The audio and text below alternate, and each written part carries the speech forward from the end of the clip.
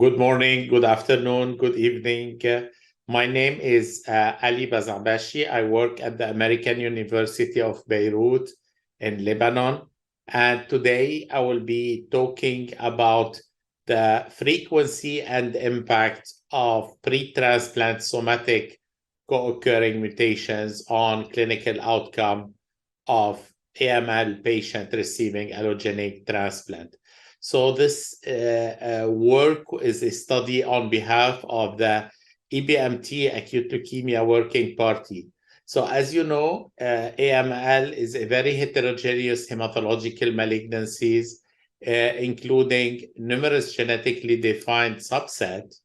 And the 2022 European Leukemia Net ELN risk classification by genetics at initial diagnosis identified multiple important somatic mutations. Most of them were classified in the adverse risk category.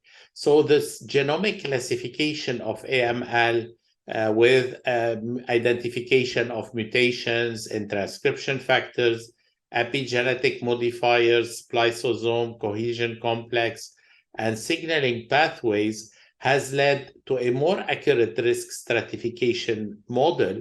However, in the context of allogenic transplant, the frequency and prognostic value of different gene-gene interaction has not been studied and actually may differ from that of patient treated with chemotherapy alone.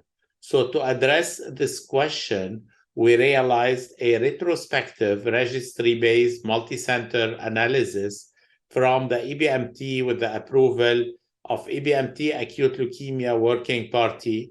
So we included adult patients with AML receiving a first allogenic transplant between 2014 and 2019, and for whom we have available pre-transplant genetic profile by next generation sequencing. So overall, we identified 362 allografted AML patients with available pre-transplant NGS.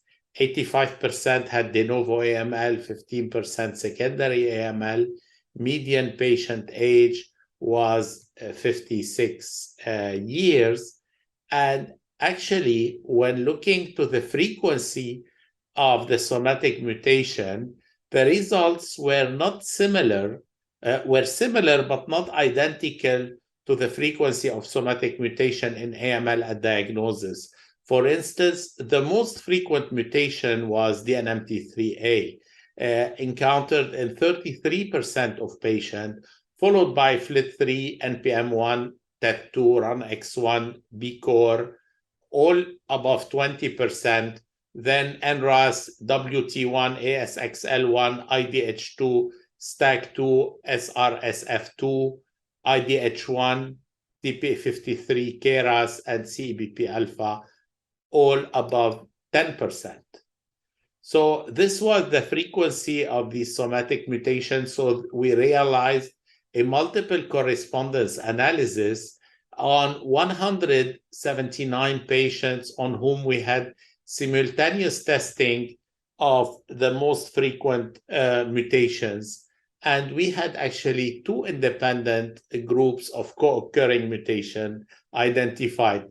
The group one was for patients with DNMT3A and or NPM1 and or FLT3 mutation. And group two was for ASXL1, SRSF2, and RUNX1 mutation.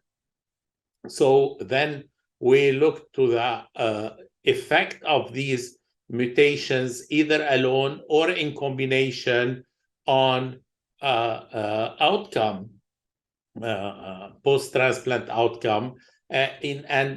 We took 145 patients in CR1 with available data for these 6 mutations identified by multiple correspondence analysis. And actually, for the overall population, after a median follow-up of 2.7 years, the median PFS, the PFS at 2 years was 58%, and the overall survival at 2 years was 67%. And in univariate analysis, only NPM1 mutation positively affected overall survival. The other mutation had no effect as single mutation. However, when we look to group mutation, the 2-year outcome were the highest for patients with NPM1, regardless of the other co-mutation, with a 2-year overall survival of 81%, followed by RUNX1 and or ASXL1 and or SRSF2 mutation with a 2-year survival of 77%.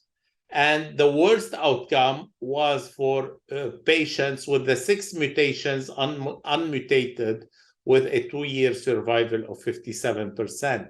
So overall, NGS at diagnosis can be extremely useful in risk stratification of AML patients undergoing allotransplant, potentially allowing adequate post-transplant pharmacological intervention.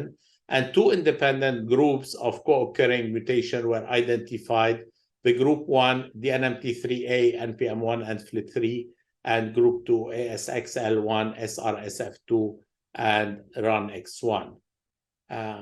Thank you for your attention.